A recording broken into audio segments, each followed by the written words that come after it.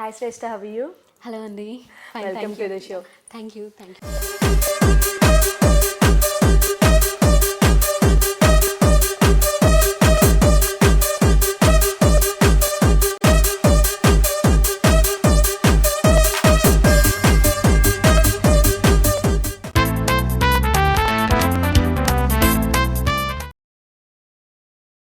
ఎలా ఉన్నారు, ఏం చేస్తున్నారు? యా, బాగున్నాను. ఓకే, ఇప్పుడు ఏం చేస్తున్నారు మూవీస్? ఇప్పుడు ప్రజెంట్ వర్క్ చేస్తున్నాను, ఒక 3-4 ఫిల్మ్స్ చేస్తున్నాను. But Okay. ఇంకా అఫీషియల్ అనౌన్స్మెంట్ అవ్వలేదు కాబట్టి ఐ కాంట్ రివీల్. అచ్చా అచ్చా, ఓకే. సో మీ ప్రీవియస్ అంటే చేసిన ఫిల్మ్ పెళ్లి చూపులు కదా మీరు రాసింది? ఇప్పుడు సాంగ్స్ లేటెస్ట్ అయితే పెళ్లి చూపులు కదా. దాని ముందు ఏం మూవీస్కి రాశారు, ఏ సాంగ్స్కి? నా ఫస్ట్ ఫిల్మ్ వచ్చేసి ఒక రొమాంటిక్ క్రైమ్ కథ అండి. ఓకే. అందులో అన్ని సాంగ్స్ రాశాను. అన్ని songs? Yeah. Okay. And after that కోంటే కోటి, జబర్దస్త్, కొరిబై కళ్యాణ, జబర్దస్త్. Yeah, okay okay. కొరిబై కళ్యాణ్ ఇలా చేశాను. ఓ, చాలా రాశారు. పెళ్లి చూపులు is my 9th film. Okay, పెళ్లి చూపులతో బాగా ఇదే గుర్తింపు వచ్చినట్టుంది. అంటే యాక్చువల్లీ జబర్దస్త్కి కొంటి కోటిలో నేను రాసిన సాంగ్స్కి జబర్దస్త్ అండ్ కొరిబై కళ్యాణ్లో మాయా ఓ మాయా వీటన్నిటి కూడా మంచి రెస్పాన్స్ బాగా వచ్చింది. కానీ పర్టికులర్ గా మీరు ఒక అమ్మాయి రాస్తోంది లిరిసిస్ట్ ఇండస్ట్రీలో చాలా ఈవెన్ అంటే తక్కువ అప్పుడు మంది ఉన్నారు కదా. తెలిసిందండి. లైక్ అంటే ఈవెన్ 2013లో ఫస్ట్ ఫీమేల్ లిరిక్ రైటర్గా రామనాయుడు గారి చేతుల పై నుంచి కూడా నేను అవార్డు తీసుకున్నాను. ఓకే. లైక్ అంటే సినిమా మహిళా అవార్డ్స్ అని కండక్ట్ చేశారు అప్పుడు. But what happened is after Jabardasth I was forced to take break అనమాట. Why? అంటే తప్పలేదు. అంటే ఎప్పుడు సిచ్యువేషన్స్ ఒకేలా ఉండవు కదా. అంటే ఐఎమ్ లైక్ నాకెవరు తెలీదు, ఓన్లీ ఇండస్ట్రీలో ఎవరు తెలీదు. మెల్లిమెల్లిగా అలా ట్రై చేస్తూ వచ్చాను. స్టార్టింగ్ వచ్చినప్పుడు అంటే ఒక రొమాంటిక్ క్రైమ్ కథ టు జబర్దస్త్ అందరి దగ్గర నుంచి ఎంకరేజ్మెంట్ కానీ అన్నీ బాగుండినాయి. ఓకే. సో అంటే అప్పటికి ఇలా ఒక అమ్మాయి ఉంది అని చెప్పేసి తెలీదు చాలా ఇండస్ట్రీలో తెలియదు బేసిక్గా. బట్ వన్స్ తెలిసిన తర్వాత మాత్రం నాకు చుక్కలు కనిపించాయి. వెళ్ళిపోక తప్పలేదు. అవునా, ఏమైంది అంటే? ఏమైంది అంటే you can share. Yeah, of course I'm comfortable. చెప్పండి, ఏం జరిగింది? ఏం జరిగిందంటే పర్టికులర్గా ఇది జరిగిందని చెప్పడం కష్టం. బట్ ఈగో హర్ట్ అయిన వాళ్ళు ఉంటారు అండ్ ఇంటెన్షనల్గా రానివ్వకూడదు అని చూసే వాళ్ళు ఉంటారు. అమ్మాయి రాస్తుంది, అమ్మాయి ఏంటి రాసేది? అమ్మాయి అని కాదు, అంటే మామూలుగా ఆఫ్ కోర్స్ ఫీమేల్స్కి తప్పదు అనుకోండి. బట్ ఇట్ వాస్ బిట్ ఇంకా ఎక్కువ అనమాట. లైక్ అంటే ఆపర్చునిటీస్ రాకుండా చేయడం, ఈవెన్ వచ్చిన ఆపర్చునిటీస్ కూడా వాళ్ళకి కాల్ చేసి అంటే ఒక టైప్లో అంటే ఎక్కడ కూడా ఏ వర్క్ కూడా వర్కౌట్ అవ్వకుండా ఇలాంటివి చూసాను అనమాట. లైక్ అంటే ఆఫ్టర్ ఒక రొమాంటిక్ క్రైమ్ కథ వాజ్ ఏ హిట్. అప్పుడు నా ఫస్ట్ మూవీ సింగిల్ కట్ చేశాను అందులో. అండ్ 9 ఫిల్మ్స్ తర్వాత వచ్చిన ఫస్ట్ హిట్ అనమాట సునీల్ కుమార్ రెడ్డి గారికి అది. ఏది? అచ్చా, రొమాంటిక్ క్రైమ్ కథ. అండ్ అప్పుడు మంచి పేరే వచ్చింది. లైక్ వన్స్ ఆ మూవీ బయటకు వచ్చిన తర్వాత నాకు వెంటనే మంచి ఆఫర్స్ వచ్చాయి, నేను చేశాను. బట్ వన్స్ కొరిబై కళ్యాణ్ అండ్ జబర్దస్త్ వచ్చేప్పటికి అప్పటికి ఓకే ఆమె నిలదొక్కుంటుంది టైప్ ఆఫ్ వచ్చేసింది కదా. లైక్ ఇక ఆ తర్వాత మాత్రం ఒక్క ప్రాజెక్ట్ వర్కౌట్ అవ్వకుండా, లైక్ అంటే అప్పటి వరకు పిలిచి ఇచ్చిన వాళ్ళు కూడా మళ్ళీ వాళ్ళ రెస్పాన్స్ కానీ అన్నీ మారిపోవడం ఇలాంటివన్నీ చూసాను. లైక్ లిటరల్లీ నేను ఇక్కడ నా రూమ్ రెంట్ పే చేయలేని పరిస్థితిలోకి నేను వెళ్ళిపోవాల్సి వచ్చింది. అంతవరకు తీసుకొచ్చారు. లైక్ అంటే మనకి ఎలా ఉంటుందంటే బీయింగ్ అంటే ఒక సాధారణ మధ్యతరగతి కుటుంబం నుంచి మనకి ఇక్కడ వచ్చినప్పుడు లైక్ అంటే ఎవరైనా బ్యాక్ సపోర్ట్ ఉండి ఎవరైనా మనల్ని ఎంకరేజ్ చేస్తూ ఇండస్ట్రీలో కావచ్చు, లేదంటే బయట కూడా ఎవరైనా అలా ఎవరైనా ఉంటే అది వేరుగా ఉంటుంది. బట్ అలా కాకుండా ఓన్లీ టాలెంట్ని మాత్రమే నమ్ముకొని అలా మనం వచ్చినప్పుడు ఎలా ఉంటుంది, ఇక్కడ ఎవరి సపోర్ట్ లేనప్పుడు సాగదు. అంటే అయితే మన ధోరణి మనం మార్చుకోవాలి. మనం మార్చుకోవడానికి మనం సిద్ధంగా లేకపోతే ఇక్కడ నిలదొక్కుకోవడం చాలా కష్టం ఉంది. నాకు చాలా అర్థమైంది. అంటే ఈవెన్ మీకే టోరీకే నేను ఫస్ట్ టైం ఇంటర్వ్యూ ఇచ్చింది. లైక్ నా రొమాంటిక్ క్రైమ్ కథ అయిపోయినప్పుడు అప్పుడు మీరే తీసుకున్నారు. అప్పుడు ఎంత ఇన్నోసెంట్గా అయితే నేను మాట్లాడాను, ఇప్పుడు నేను అలా మాట్లాడలేను కూడా. ఓకే. సో అంటే పర్టికులర్గా ఎవరైనా కావాలని ఇది చేశారా, ఏమైంది అసలు? మీరు అంత స్ట్రగుల్ అయ్యి వెళ్ళిపోవాల్సినంత అవసరం ఏమొచ్చింది? హానెస్ట్లీ ఓకే అంటే ఇండస్ట్రీకి రాకూడదా రావచ్చా అంటే ఆ టాలెంట్ ఉన్నప్పుడు మనం ప్రూవ్ చేసుకోవాలి, మనకి తప్పదు. బట్ సేమ్ టైం మన పర్సనల్ లైఫ్ మన సేఫ్టీ కూడా మనకి ఇంపార్టెంట్. బట్ వాస్తవం ఏంటంటే ఇక్కడ ఉచ్చులు కూడా చాలా ఉంటాయి. అది ఎవరు హానెస్ట్గా చెప్పినా చెప్పకపోయినా నేను చెప్పేద్దాం అనుకుంటున్నా. బికాజ్ నాలా ఇంకెవరు ఆఫ్కోర్స్ నాలా అని కూడా నేను అనుకోలేను. బికాజ్ నేను కొంచెం తప్పించుకోగలిగా కాబట్టి నేను మళ్ళీ ఇక్కడికి వచ్చి మాట్లాడగలుగుతున్నా. అలా కాకుండా ఈ 2-3 ఇయర్స్లో ఎందులో అయినా నేను ఇరుక్కోవడం జరిగి లైక్ ఏమైనా జరిగి ఉంటే మా అమ్మ నాన్న నన్ను లాస్ అయ్యి ఉండేవాళ్ళు, ఇంకెవరికి ఆ నష్టం ఏం లేదు. ఇలా ఇంకా నిజంగా ఎంతో బాగుంటుంది అని చెప్పేసి నమ్మేసి వచ్చే అమ్మాయిలు ఏం ఫేస్ చేయకూడదు అన్న ఉద్దేశంతోనే ముందు జాగ్రత్తగా నేను చెప్తున్నాను. నేను ఓకే సెకండ్ ఇన్నింగ్స్గా నేను మళ్ళీ పెళ్లి చూపులకి నేను ఇలా వచ్చినా కూడా ఈవెన్ ఇప్పటికీ కూడా నాకు అంత కాన్ఫిడెన్స్ లేదు. లైక్ ఓకే ఇప్పుడు నేను నిలబడిపోయాను, ఓకే పెళ్లి చూపులు ఎంత బాగా హిట్ అయింది కదా, నా సాంగ్స్కి కూడా ఇంత మంచి నేమ్ వచ్చింది, చలో ఇక నేను సెటిల్ అయిపోయాను, ఇంకా చాలా మూవీస్ చేస్తాను, ఇక్కడే ఉంటాను అని కాన్ఫిడెంట్గా నేను చెప్పలేకపోతున్నాను. బికాస్ కెరీరా పర్సనల్ లైఫా అని మన లైఫా కెరీరా అని తెలుసుకోవాల్సిన సందర్భం వచ్చినప్పుడు లైఫ్ని కదా చూస్ చేస్తాం. ఓకే లైక్ అలా. సో అసలు ఎలా ఎంటర్ అయ్యారు, ఎందుకు రావాలనిపించింది ఇండస్ట్రీకి? నాకు ఇది ఇన్బార్న్ టాలెంట్ ఉంది. స్టార్టింగ్ నేను డివోషనల్ సాంగ్స్ రాసేదాన్ని. డివోషనల్ సాంగ్స్ రాస్తూ సినిమాటిక్ రాయడం అలవాటు అయింది. అండ్ యాక్చువల్లీ నేను ఎప్పుడు కూడా ముందే నేను వస్తాను చేస్తాను అలా ఏం అనుకోలేదు. కానీ ఇట్స్ ఎ ప్రాసెస్ అనమాట. అనుకోకుండా సినిమా పరిచయాలు జరగడం, అంటే ఎటువైపు వెళ్తూ లైక్ అంటే ట్రావెలింగ్లో ఏదైనా టెంపుల్కి వెళ్ళినప్పుడు అలా సినిమాలో చేసే వాళ్ళ దగ్గర వాళ్ళ పరిచయాలు జరగడం, ఆ టైంలో ఓకే ఈ ప్రాజెక్ట్ ఉంది, అది ఓకే మీరు కూడా రాస్తున్నారు కదా చేస్తారంటే అలా అనుకోకుండా జరిగిందనమాట. ఓకే అసలు మీ ఫస్ట్ సాంగ్ కానీ కవిత కానీ ఎప్పుడు రాశారు? నేను డ్యూరింగ్ మై 10th అయ్యా అంటే నాకు తెలిసి నేను రాస్తున్నాను, అఫ్కోర్స్ నేను ఇది రాస్తుంది నేనే అని నాకు అర్థమైంది మాత్రం అరౌండ్ 10th అలా.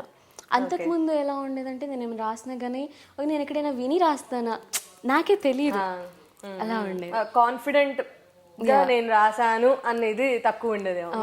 అంటే నేను ఎప్పుడు కూడా ఇప్పుడు నేను ఇది రాస్తాను చేస్తాను అని చెప్పేసి ఆలోచించి చేసి కూర్చొని రాయాలి. అలా అనుకోకుండా ఎటో వెళ్తుంటే ఏదో చేస్తుంటే పోనీ నిద్రలోంచి లేచి కూర్చొని రాసేయాలి. అమేజింగ్, అసలు చెప్పడం కష్టం అలా. ఓకే సో అప్పుడు రాసే టాలెంట్ ఉందని అర్థమైంది 10th అసలు నేను రాయగలను. కవిత రాసారా, ఫస్ట్ సాంగ్ రాసారా? ఫస్ట్ కవిత రాశాను. బట్ కవిత రాస్తూ అంటే ఆ తర్వాత సాంగ్స్ కూడా ఎలా అంటే జస్ట్ ఇన్బార్న్ అలా రాసి విత్ ట్యూన్స్ వచ్చేవి. యాక్చువల్లీ డివోషనల్స్ ఎక్కువగా, అంటే చిన్నప్పటి నుంచి పెరిగింది కూడా మా తాతయ్య వాళ్ళ దగ్గర, అండ్ ఆధ్యాత్మిక చింతన అది ఎక్కువగా ఉండేది వాళ్ళ దగ్గర. సో అదే వాతావరణంలో పెరిగాను కాబట్టి తెలియకుండానే డివోషనల్సే నాకు స్టార్టింగ్ ఎక్కువ వచ్చాయి. సో అవి రాస్తున్నప్పుడు కూడా సేమ్ నేను ఇక్కడ ఏం రాసిందనో నాకు తెలియదు. బట్ వన్స్ రాసిన తర్వాత లేదు నేనే అంటే కొన్ని సాంగ్స్ రాసిన తర్వాత ఓకే ఇవి రాస్తుంది నేనే అని నాకు తెలియడం మొదలైంది. ఓకే ఓకే సో ఇప్పటికి ఎన్ని ఫిల్మ్స్ చేశారు పెళ్లి చూపులతో కలిపి? పెళ్లి చూపులు నా 9th ఫిల్మ్. ఓకే పెళ్లి చూపుల్లో ఎలా ఆఫర్ వచ్చింది మీకు? మళ్ళీ బ్యాక్ వెళ్ళిపోయాను అన్నారు కదా? అవునవును వెళ్ళిపోయాను. అప్పుడు లైక్ అంటే అందరితో కాంటాక్ట్ వదిలిపెట్టేసాను, నా నంబర్ చేంజ్ చేసేసాను. అసలు నేను ఇక్కడ ఉన్నానా లేనా, అసలు బతుకున్నానా చనిపోయినా కూడా చాలా మందికి తెలియదు. అలా వెళ్ళిపోయాను నేను. వెళ్ళిపోక తప్పలేదు. అంటే ఆ మూమెంట్లో నేను వెళ్ళిపోయి ఉండకపోతే బహుశా నేను ఉండేదాన్ని కూడా కాదు. అంటే అప్పుడు సిచ్యువేషన్స్ అలా ఉండేది. సీరియస్ గా ఫేస్ చేసినట్టున్నారు మీరు చెప్తుంది దాన్ని బట్టి. అవునండి ఫేస్ చేశాను కాబట్టి వెళ్ళిపోయాను. ఫేస్ చేయకపోతే వెళ్ళిపోయేదాన్ని కదా. ఒకరితో కాకపోతే మరొకరితో అయినా నేను టచ్లో ఉండి ఎదురుకంగా నేను ఇదేదాన్ని. బట్ అప్పుడు సిచ్యువేషన్ ఎలా ఉంది అంటే ఒకవేళ నేను వెళ్ళకపోతే అసలు నేను ఉండడం కూడా కష్టం. హానెస్ట్లీ స్పీకింగ్ ఇప్పుడు ఇన్ని ప్రాస్టిట్యూషన్స్ కేసెస్ కానీ అలా కానీ ఏదో మనం చూస్తున్నాం.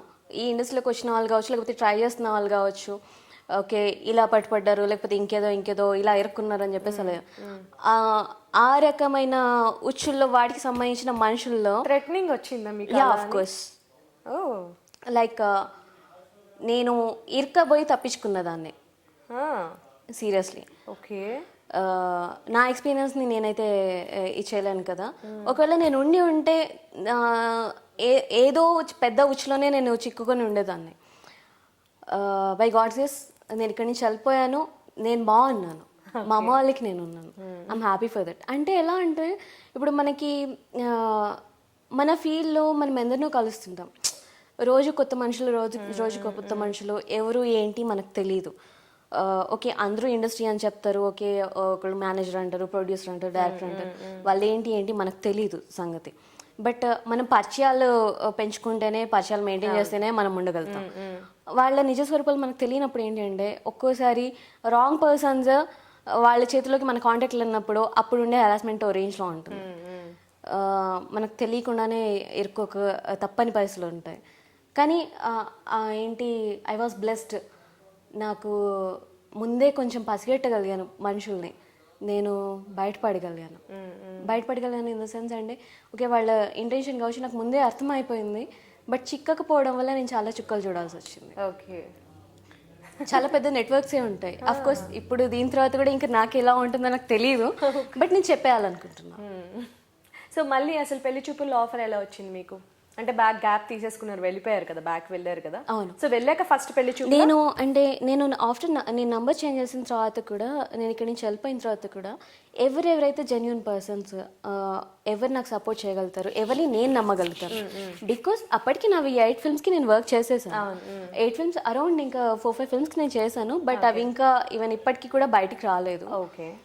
బట్ అలా అంటే నేను చేయగలిగానంటే కొంచెం నమ్మదగిన మనుషులు ఉన్నట్టే కదా.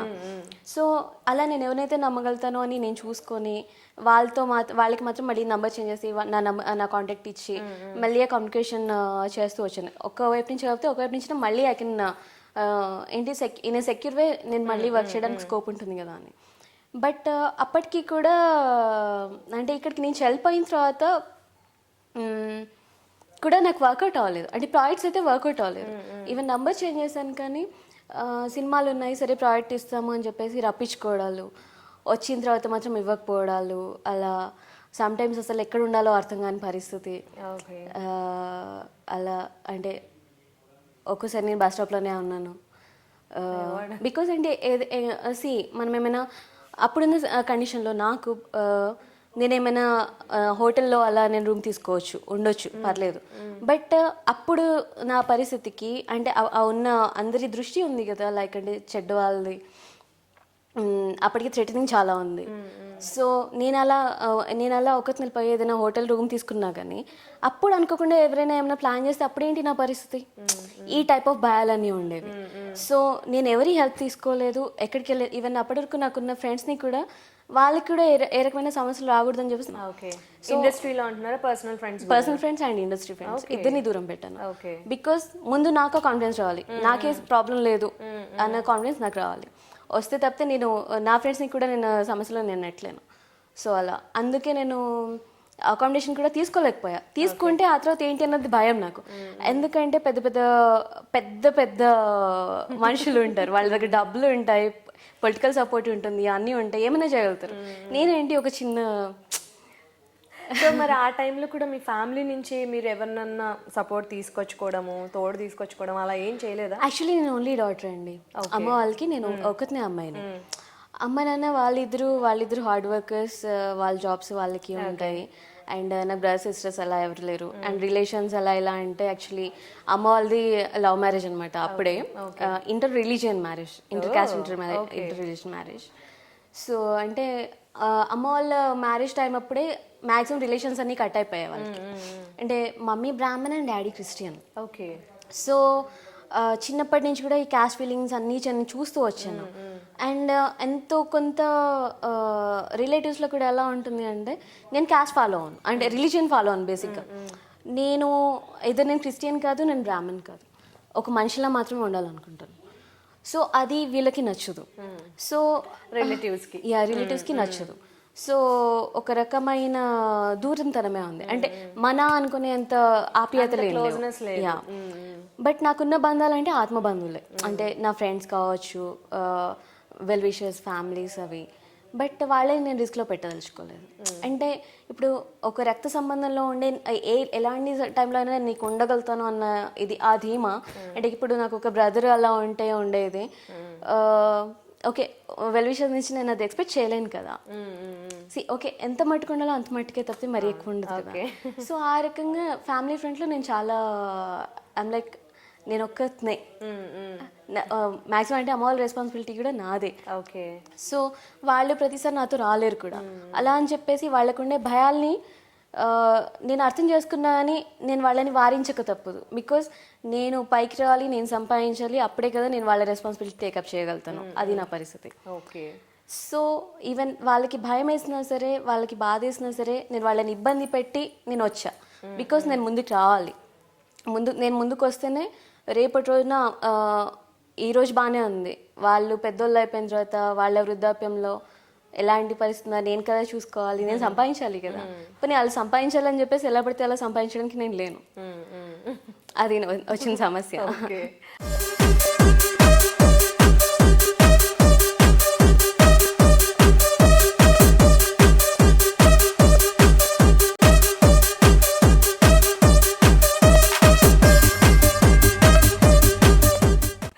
ఓకే. సో ఒక చిన్న గేమ్ ఆడదాం ఇప్పుడు మనం. ఓకే, మరి సీరియస్ హెవీగా అయిపోయింది, మరి ఒక చిన్న గేమ్ ఆడదాం. గేమ్ వచ్చేసి డన్ నా డన్.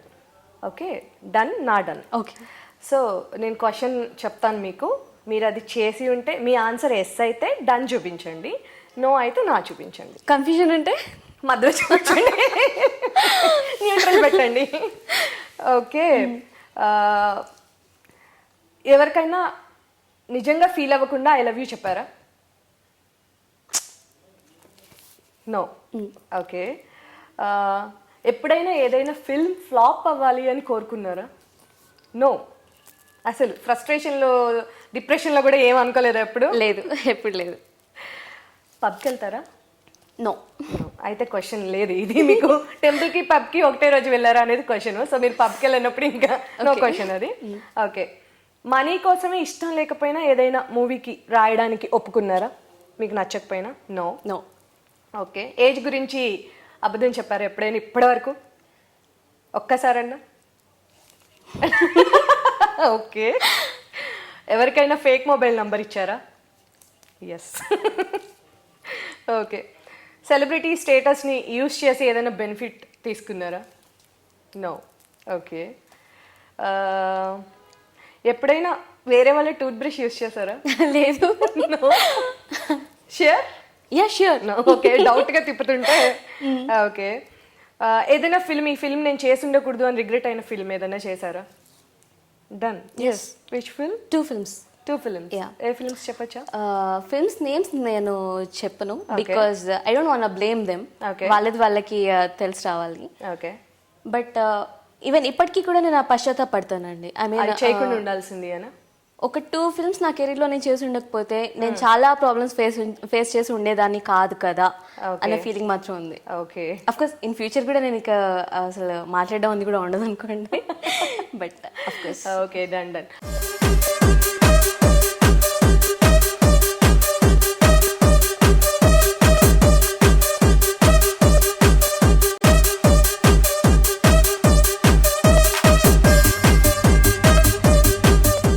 మదర్ ఫాదర్ ఏం చేస్తారు యాక్చువల్గా? ఇద్దరు ఎంప్లాయీస్ అన్నారు కదా. Yeah, daddy private business and mummy వచ్చేసి గవర్నమెంట్ ఎంప్లాయీ. ఓకే. ఏం చేస్తారు గవర్నమెంట్ ఎంప్లాయీ అంటే? మమ్మీ డిఆర్డిఓలో జాబ్ చేస్తారు. ఓకే. ఓకే. సో చాలా స్ట్రగుల్ అయితే పడ్డారనమాట. Yeah, of course. తప్పలేదు. అంటే ఎక్కడైనా అంటే నాకు చిన్నప్పటి నుంచి కూడా అమ్మ నాన్న పెంచిన విధానం కూడా అదండి. అంటే మామూలుగా క్యాస్ట్ ఫీలింగ్ అది లేదు అంటారు. ఓకే, మతాలన్నీ ఒకటే, కులాలన్నీ ఒకటే టైప్లో మనం మాట్లాడేస్తాం. మాట్లాడడం వేరు, రియాలిటీ వేరు. అంటే ఓకే, ఈవెన్ పెళ్ళి కూడా మా అంటే అఫ్కోర్స్ మాట్లాడచ్చు కదా. అంటే అమ్మ నాన్న మ్యారేజ్ కూడా లైక్ అంటే చాలా బయట చాలా చూస్తున్నట్టుగా ఓకే మ్యారేజ్ అనేప్పటికీ ఓకే పెళ్ళి చేసుకున్న తర్వాత భర్త కులమే మనకు ఉండాలి, లేకపోతే మన పేర్లు మార్చేసుకోవాలి, మన పద్ధతి మార్చేసుకోవాలి, ఇలాంటివన్నీ మా ఇంట్లో ఉండవు. లైక్ అంటే మా నాన్న అమ్మని ఇష్టపడి చేసుకున్నాడు, కులం కోసం చేసుకోలేదు. అంటే తనని కన్వర్ట్ చేయాలనో లేకపోతే ఇదనో అదనో ఇలాంటివేవి ఆయనకి లేవన్నమాట. సో మా ఇంట్లో ఎలా ఉంటుంది, మమ్మీ పూజ చేస్తారు, డాడీ బైబిల్ చదువుతారు. మమ్మీ డాడీతో పాటు మమ్మీ చర్చ్కి వస్తారు, మమ్మీతో పాటు డాడీ టెంపుల్కి వస్తారు. ఒక రకంగా చాలా బాగుంటుంది ఇల్లు. సంధ్యారాగంలా ఉంది. అంటే నన్ను ఎప్పుడు ఫోర్స్ చేయలేదన్నమాట, నువ్వు ఇలా ఉండాలి అలా ఉండాలి. మీకు ఎలా నచ్చితే అలా. లేదు, నువ్వు తెలుసుకో. అదే మీకు ఎలా నచ్చుతుందో నీ ఇష్టం. నచ్చడం అని కూడా కాదు, లైక్ అంటే మాకు తెలిసిన మా అనుభవం ఇది, మాకున్న నాలెడ్జ్ ఇది, ఇప్పటి వరకు మా జర్నీ ఇది. బట్ మా నుంచి నువ్వు తెలుసుకోవాల్సింది తెలుసుకున్నావు. బట్ ఇక్కడి నుంచి నువ్వే నేర్చుకోవాలి, నీ అంతటా నువ్వు అన్వేషించాలి, ఎప్పుడు మాపై ఆధారపడకూడదు.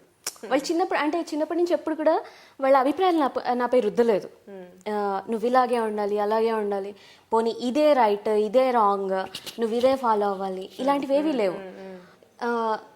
నీ వల్ల ఎవరికి చెడు జరగకూడదు. అండ్ నీకు నువ్వు ఏది ఎందుకు చేద్దాం అనుకుంటున్నావు అన్న దాంట్లో నీకు క్లారిటీ కావాలి. అంతే తప్ప ఇప్పుడు నువ్వు ఇదే ఫాలో అవ్వి, ఇదే బాగుంది అని చెప్పడానికి మాకంత రైట్ లేదు. అసలు ఫస్ట్ ఆఫ్ ఆల్ మాకంత నాలెడ్జ్ లేదు. అంటే అంత సింపుల్గా, అంత మెచ్యూర్డ్గా వాళ్ళు ఉన్నారనమాట. వాళ్ళు నాకు ఆ స్కోప్ ఇచ్చారు, ఆ స్పేస్ ఇచ్చారు. సో నేను లైక్ ఈవెన్ నా సర్నేమ్ కూడా నేను యూజ్ చేయను, అది మా అమ్మ నాన్న వాళ్ళే. లైక్ వాళ్ళు యూజ్ చేయమని కూడా చెప్పరు. నీ పేరు నీకుంది, ఆ పేరుతో నువ్వు ఓకే. అసలు నాకు క్యాస్ట్ అనేది కూడా నచ్చదు. అసలు తీసేస్తే బాగుంటుంది కదా, నువ్వేంటి నేనేంటి అనే అసలు ఈ భేదాలు అనేవి ఉండవు కదా అనేది జరగాలంటే అసలు చాలా చాలా మిరాకిల్స్ జరగాలి. Of course. బట్ సొసైటీ అలా ఉండదు, యాక్సెప్ట్ చేయదు. లైక్ అంటే ఇటువైపు చూస్తేనేమో నువ్వు బొట్టు పెట్టుకుంటావు, నువ్వు గుళ్ళకి వెళ్తావు, బ్రాహ్మణ్సే క్రిస్టియన్స్లో కన్వర్ట్ అవుతున్నారు కదా, నువ్వేంటి ఇలా అని చెప్పేసి ఈ టైప్ ఆఫ్ దెప్పి పడుపులు ఉంటాయి. పోనీ అమ్మ వాళ్ళ వైపు చూస్తేనేమో ఏంటి ఇంత మంచి బ్రాహ్మణ కుటుంబంలో పుట్టేసి క్రిస్టియన్ని పెళ్లి చేసుకుంది, మొత్తం భ్రష్టు పట్టించేసింది టైప్ ఆఫ్ ఇవి వాళ్ళకు ఉంటాయి. సో వాళ్ళు అలా ఒక టైప్ ఆఫ్ అంటరానితనంతో బ్రాహ్మణ్స్ అవాయిడ్ చేస్తారు. మన దాంట్లోకి కంప్లీట్గా రావట్లేదు కదా అన్న దీంతో వీళ్ళు దూరం ఉంటారు. నాకు ఈ రెండు కూడా కరెక్ట్ అనిపించదు. అలా అని చెప్పేసి కాంప్రమైజ్ అవ్వను. ఈవెన్ మా అమ్మ నా వాళ్ళు కూడా నన్ను కాంప్రమైజ్ అవ్వనివ్వరు. సీరియస్ అంటే ఈవెన్ మా నాన్న అసలు కాంప్రమైజ్ అవ్వనివ్వరు. నీకు బొట్టు పెట్టుకోవాలని ఉంది, ఒకళ్ళు వద్దంటే నువ్వెందుకు పెట్టుకోవడం మానేస్తావు? ఈవెన్ బైబిల్లో కూడా పెట్టుకోవద్దని ఏం చెప్పలేదే. ఈవెన్ అంటే అలా. అదేలేండి. సో మీరు పెరిగింది గ్రాండ్ పేరెంట్స్ దగ్గర అన్నారు కదా? Yeah, of course. అమ్మమ్మ తాతయ్య దగ్గర ఉండేదాన్ని, నాన్నమ్మ తాతయ్య దగ్గర ఇద్దరు దగ్గర ఉండేది. ఓకే. అప్పటికి రిలేషన్స్ కొంచెం బాగానే ఉన్నాయా వీళ్ళతో? ఓన్లీ అంటే ఈ పెద్ద పేరెంట్స్, అమ్మ నాన్న వాళ్ళ పేరెంట్స్ మాత్రమే యాక్సెప్ట్ చేశారు, వాళ్ళు మాత్రమే బాగుండేవాళ్ళు, మిగిలిన ఎవరు కాదు. ఓకే. ఇప్పుడు ఏ మూవీస్ రాస్తున్నారు? ప్రెసెంట్ 4 ఫిల్మ్స్ చేస్తున్నానండి, బట్ ఇంకా అనౌన్స్మెంట్ రాలేదు. అనౌన్స్ అవ్వలేదు. Okay, fine. సో పెళ్లి చూపులు టైంలో మళ్ళీ మీరు బ్యాక్ వచ్చినప్పుడు మళ్ళీ ఏమన్నా బ్యాడ్ ఎక్స్పీరియన్సెస్ ఎదురవడం అలా ఏమైనా జరిగాయా, లేకపోతే కూల్గా అయిపోయిందా? కూల్ ఏం అవ్వలేదు.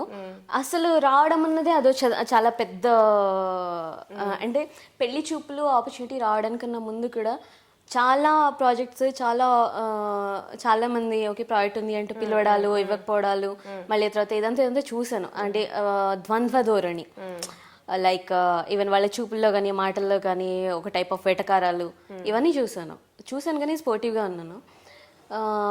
But same time I'm like కొంచెం చాకచక్యంగా ఉన్నాను. నాకు వచ్చే కాల్స్ కానీ ప్రతిదీ నేను రికార్డ్ చేయడం మొదలుపెట్టాను. నన్ను నేను సెక్యూర్ చేసుకుంటూ వస్తున్నాను. అండ్ యాక్చువల్లీ నేను పోలీస్ని అప్రోచ్ అయ్యాను. వాళ్ళ అంటే వాళ్ళకి నా ప్రాబ్లం చెప్పాను, వాళ్ళు కూడా సపోర్టివ్గా ఉన్నారు. లైక్ ఓకే, ఎలాంటి ప్రూఫ్ దొరికినా కానీ we are there for you to support అన్న సపోర్ట్ వాళ్ళు నాకు ఇచ్చారు, బ్యాక్ సపోర్ట్ ఇచ్చారు. సో అలా నేను కొంచెం చూసుకొని, కొంచెం మనుషుల్ని చూసుకొని ఎంతో కొంత అఫ్కోర్స్ నాకు పోలీస్ సపోర్ట్ లభించడం వల్ల అది చాలా ఇంకొంచెం స్ట్రెంగ్త్ ఇచ్చింది అనమాట. ఎంతో కొంత అలా కొందరైతే ఉన్నారు కదా, సరే ఏం జరిగినా కానీ నేను చెప్పేస్తాను, ఏదైనా కానీ నేను బయట పెట్టేస్తాను అన్న దాంట్లో నేను కసిగా వచ్చేసాను అలా. సో పెళ్లి చూపులు ఎలా జరిగింది? పెళ్లి చూపులు వచ్చేసి వన్ ఫైన్ డే వివేక్ గారు కాల్ చేశారు నాకు.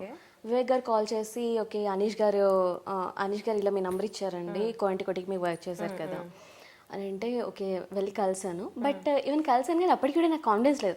అంటే ఇంతకు ముందు ఎలా అయితే ఆశ పెడుతున్నారు, దెబ్బ కొడుతున్నారు, అలాగే జరుగుతుంది కదా. సేమ్ అలాగే ఇదా అన్న దాంట్లోనే ఉన్నాను తప్పితే అంత కాన్ఫిడెంట్గా ఓకే నేను చేస్తున్నాను అన్న ఇది నాకు లేదనమాట. Okay. బట్ వన్స్ నేను వివేక్ అండ్ తరుణ్ గారిని కలిసిన తర్వాత వాళ్ళు మాట్లాడే విధానం కావచ్చు అండ్ ఎవ్రీథింగ్ నాకు చాలా ట్రస్ట్వర్తీగా అనిపించింది.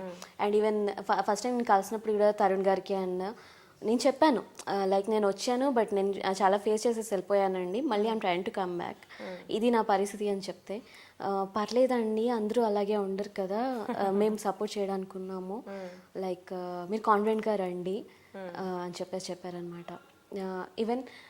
ఈవెన్ వివేక్ అయితే లైక్ నేను చాలా టైం తీసుకున్నాను సాంగ్స్ రాయడానికి కూడా. అంటే ఈవెన్ మెంటల్గా కూడా నేను చాలా డిప్రెస్ అయిపోయి ఒక రకంగా ఎటు పాల్పొని యాక్చువల్లీ నేను అంత పిరికి అమ్మాయిని కాదు, అంటే సూసైడ్ చేసుకోవాలి అని అనుకునేంత పిరికి అమ్మాయిని కాదు.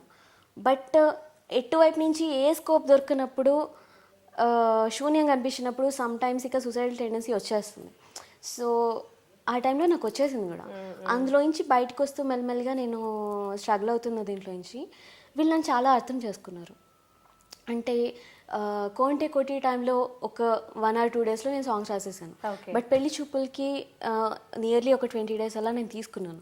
బట్ వివేక్ కూడా నాకు నన్ను ఎప్పుడు ఫోర్స్ చేయలేదు, లైక్ ఓకే అయిందా అవ్వలేదా ఇలా కాకుండా టేక్ యువర్ ఓన్ టైం అండి, ఏంటి మూడ్ కూడా ఒకేసారి రాదు కదా, ఒకేసారి మనకు ఆలోచనలు రావు కదా, పర్లేదు మీరు మీ ఫ్రీడమ్తో మీరు చేయండి వర్క్ అని చెప్పేసి అలా సపోర్ట్ చేశారు. I'm very thankful to them actually for that. And అలా వన్స్ నేను రాసిన తర్వాత కూడా లైక్ అంటే ఓకే నేను రాసి ఇచ్చేసిన తర్వాత కూడా ఓకే నేను రాసాను ఈ మూవీకి అని చెప్పుకోవడంత ధైర్యం లేదు. అంటే ఇంతకుముందు కూడా ఎలా ఉంటుందంటే జరిగాయి అనమాట, చాలా ఇన్సిడెంట్స్ జరిగాయి. ఓకే చేస్తున్నాం అండము మళ్ళీ చేయకపోవడము, ఒక వర్క్ చేసిన తర్వాత కూడా తీరా చూస్తే అసలు నేమ్ ఉండకపోవడం, ఇలాంటివన్నీ చూస్తూ వచ్చాను. సో బట్ ఇక్కడ వచ్చేసి వన్స్ నా లిరిక్ నేను రాసిన తర్వాత నా లిరిక్ పేపర్స్ తీసుకుంటూ అసలు ఫస్ట్ నాకంటూ నా రెమ్యునరేషన్ నాకు ఇచ్చిన తర్వాతే నన్ను పే చేసిన తర్వాతే వాళ్ళు తీసుకున్నారు. అసలు ఇక్కడ ఉన్న రెస్పెక్ట్ కావచ్చు, వాళ్ళకున్న highly ethical people actually everybody in పెళ్లి చూపులు టీమ్. అసలు ఇలాగే అందరూ ఉంటే ఎంత బాగుంటుందో అనిపిస్తుంది. లైక్ అలా అనమాట, అసలు అలా జరిగింది. Okay, so it's a good experience మళ్ళీ రిటర్న్ వచ్చిన తర్వాత. అఫ్ కోర్స్, అంటే పెళ్లి చూపులు అండ్ పెళ్లి చూపులతో పాటు ఇంకా ఒక 2 ప్రాజెక్ట్స్ ఉన్నాయండి. అంటే పెళ్లి చూపుల కన్నా ముందు కూడా ఒక ఆఫీస్ అంటే ఒక మూవీకి నేను వర్క్ చేస్తున్నాను, అది ఇంకా అఫీషియల్గా అనౌన్స్ చేయలేదు. ఈవెన్ వాళ్ళు కూడా చాలా సపోర్టివ్గా లైక్ అంటే విమెన్కి రెస్పెక్ట్ ఇచ్చేవాళ్ళు హానెస్ట్లీ. అలా అంటే అరకొర కొంచెం మంచి వాళ్ళు మళ్ళీ కనిపిస్తున్నారు. So you need to filter everything. Offers వచ్చినా కానీ మనుషులు పరిచయం అయినా కానీ మనం ఫిల్టర్ చేసుకోవాలి బేసిక్గా. Of course same time and నేను ఇలా ఎంతో కొంత బయట ఓపెన్ అప్ అవ్వడం కూడా నాకు ఎంతో కొంత సెక్యూరిటీని ఇచ్చిందండి. ఓకే, లైక్ అంటే ఎవరెవరైతే సమస్యలు క్రియేట్ చేస్తున్నారో వాళ్ళు బ్యాక్ స్టెప్ వేయడానికైనా మాట్లాడేస్తుందేమో మన గురించి, పేరు బయట చెప్పేస్తుందేమో చెప్పేయడం ఒక ఎత్తు అయితే ఎంతో కొంత ఏమైనా జరిగితే ఇక వాళ్ళది బయటికి రాక తప్పదు అన్న ఇన్సెక్యూర్ జోన్లో కూడా వాళ్ళు వెళ్ళగలిగారు. సో పంపగలిగారు. మేబీ దేవుడి దయ నాకు తెలియదు, బట్ టైం అలా వచ్చింది. బట్ స్టిల్ ఇంకా రేపేంటి అన్నది ఒక క్వశ్చన్ మార్క్. సో ఇప్పుడు వెళ్ళి వస్తున్నారా లేకపోతే ఇక్కడ సెటిల్ అయినట్టేనా ప్రస్తుతం? ఇప్పుడు మళ్ళీ అకామిడేషన్ తీసుకున్నాను సమ్ వాట్ ఓకే. బట్ చూడాలి, నేను కూడా అంటే ఓకే నేను వచ్చాను కదా ఈ ఫిల్మ్కి చేశాను కదా ఓకే నేను ఉండిపోయా అన్న దీంట్లో అయితే నేను లేనండి ఫర్ ష్యూర్. ఓకే ఉండొచ్చు ఒక 4-5 మంచి వాళ్ళు సపోర్ట్ చేయగలిగిన వాళ్ళు ఉండొచ్చు, కానీ వాళ్ళు కూడా ఎంతకాలం మీ అంతటి మీరు నిలబడాల్సిన టైం ఏదో ఒక టైంలో వస్తుంది. అవును, మిమ్మల్ని మీరే సపోర్ట్ చేసుకోవాలి బేసిక్గా. అవును సీరియస్లీ. అంటే అరకొర ఓకే నేను ఇప్పుడు వచ్చాను కదా, ఈవెన్ సాంగ్స్ కూడా చాలా మంచి మంచి సాంగ్స్ పడ్డాయి. అవును సీరియస్లీ. సో వచ్చింది కదా అని చెప్పేసి ఓకే ఉబ్లాట పడిపోయి హడావిడిగా ఓకే ఏదో వచ్చిన ప్రాజెక్ట్స్ అన్ని చేసేస్తున్నాను, ఎంతో పెద్ద ప్రాజెక్ట్స్ చేస్తున్నాను, అలా ఏం లేదు. అసలు చెప్పాలంటే పెళ్లి చూపులో అయినప్పటి నుంచి కూడా నేను ఎవరిని అప్రోచ్ అవ్వట్లేదు. ఓకే, ఇప్పటి వరకు కూడా ఎవరిని అప్రోచ్ అవ్వలేదు. ఎవరైతే అడుగుతున్నారో వాళ్ళతో మాత్రమే వర్క్ చేస్తున్నాను. బికాస్ నన్ను నేను లిస్ట్లో పెట్టుకోదలుచుకోలేదండి. ఓకే, వెంటనే నేను ఎన్నో ప్రాజెక్ట్స్ చేసేసానని చెప్పుకోవడం కన్నా ఆచితూచి ఒక 4 ప్రాజెక్ట్స్ చేస్తుంది నాకు చాలు. ప్రశాంతంగా ఏ గొడవలు గోళ్ళు లేకుండా. అండ్ మీరు ఇంకా ఫిల్మ్స్ రివీల్ చేయలేదు, బట్ మీరు రాసే ఫిల్మ్స్ అన్నీ బాగా హిట్ అవ్వాలి. మనకి యాక్చువల్గా ఫీమేల్ లిరిసిస్ట్ అనేది తెలుగు ఇండస్ట్రీలో లేదు. యా, తమిళ్లో గౌతమ్ మీనన్ గారి ఫిల్మ్ కి ఒక ఆవిడ రాస్తారు, అండ్ హిందీలో కొంతమంది ఉన్నారు, బట్ మన తెలుగులో మీరు స్టార్ట్ చేశారు. ఇది ఇంకా చాలా మంది లిరిసిస్టులు రావాలి మనకి. యాక్చువల్లీ ఇప్పుడు మళ్ళీ కొందరు అమ్మాయిలు కూడా వస్తున్నారు. అదే ఇంకా బాగా రావాలి. రావాలి. సో మీరు ఇన్స్పిరేషన్ అవ్వాలి, మీలాగా స్ట్రాంగ్ గా ఉండాలి. All the best, all the best. But thank you so much. Thanks.